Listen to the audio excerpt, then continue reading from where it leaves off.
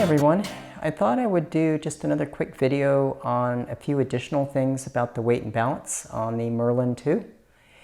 And what we have up here again is the Canon 5D Mark III with the Rokinon 24mm lens. I have a battery in here and I have a filter on there. So this is the configuration. Now we've got it pretty much weight and balanced here. So one of the things that I haven't really experimented with until now was there is one more little fine adjustment, what they call the Z-axis. And that's this little ring underneath here that you can turn to make kind of like fine adjustments to the drop time. And I think the best way to illustrate it is to go ahead and just show what it does. So right now, if I do a drop test on this, it is about 1.5 seconds, okay? Yeah, maybe around 1.5 seconds. So let's go ahead, and if you turn it clockwise, then that's going to make it more top heavy. And I'm talking clockwise, looking down at this thing. So in order to do that, there's a little button underneath here you just push in with like your fingernail, and then you can turn this. Okay, and then it'll turn until it clicks like that. And then we can see how that affects it. So theoretically, this should make a longer drop time. Okay.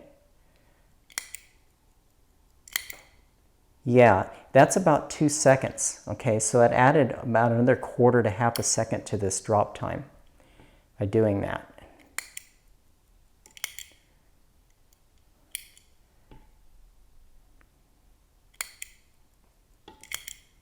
Yeah, okay. Now let's suppose we want to make the drop time faster. Well, then we're going to have to go counterclockwise. So I'm going to need to go ahead and go counterclockwise on this ring. One stop. That just gets us back to where we were. Now I'm going to go one more. And let's see here what we have. Now let's go ahead and check out the drop time and see how it looks.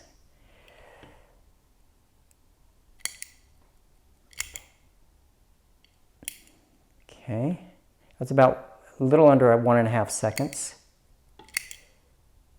That's about 1.2. I'm going to do it one more time.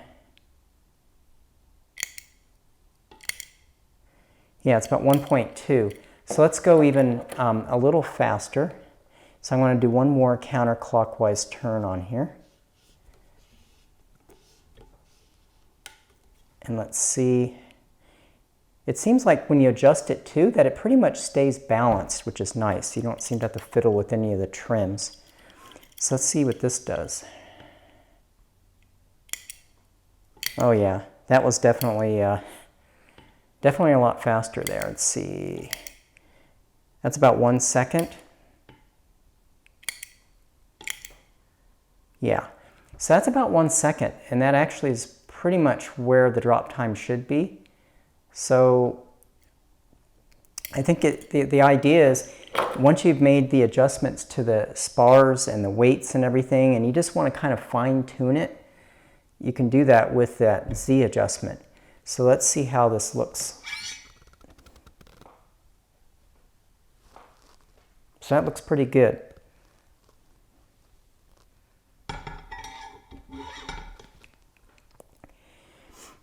And one other thing I wanted to kind of talk about a little bit is how, and this is probably true, I would say, with any kind of stabilizing device, is how wind will affect your ability to use this thing.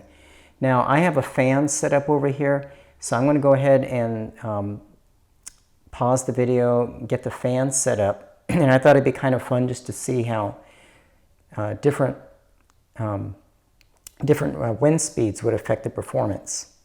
Okay, so what I've got here is a fan that I've put over here, and it has 3 different speeds on it. So I thought it'd be kind of fun to see how the Merlin reacts to different levels of wind, just so you can get an idea of when you see this happening, because I've experienced, you know, in heavier wind, the type of things that you're going to see here happening, and you'll recognize what the problem is. Sometimes you'll think, you know, is it my technique or whatever, and it might just be that the wind is a little too much to handle this thing. So let's go ahead and start out by checking everything.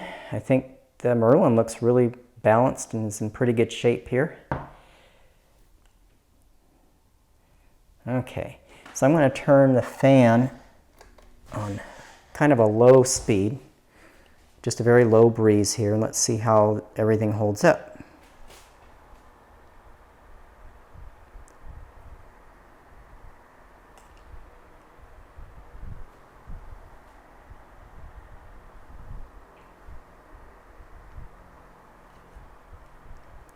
Okay. It doesn't seem to be too much of a problem. Well, no, it looks like even with a light, kind of a light breeze here, you can see how it wants to turn it, okay?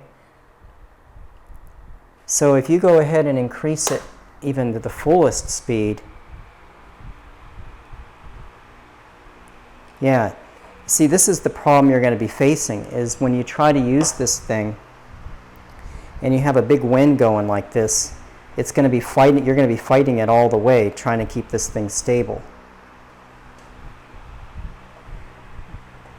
So you know that if you're holding it and you see something like this happening, that's for sure that you've got a problem. So you can try to counteract it, you know, by using your fingers here, but it may be that if the wind is too much that you're not going to be able to do much of anything about it. So. But I think it's kind of interesting how even lower amounts of wind can definitely affect how this thing works. Although with the fan on the lowest setting, it doesn't seem to be too bad. I mean, I don't feel like I'm fighting it really too much here. So, okay. So anyway, I thought it'd be interesting just to kind of go over a few of these little things. So I think overall, now that I've played with this little gimbal adjustment up here, I feel like that's sort of the last piece of the puzzle. You know, once you've got the weights here and you've got everything kind of trimmed up, and it seems too that you can actually modify this thing without really having to retrim, which is kind of nice, because every time you adjust the weights or you adjust the spars, you got to move the thing up here on the stage and you got to retrim everything. So it's kind of nice to have that little extra adjustment. But anyway, thanks for watching, and I just thought I'd give this little tip. So we'll catch you in the next video.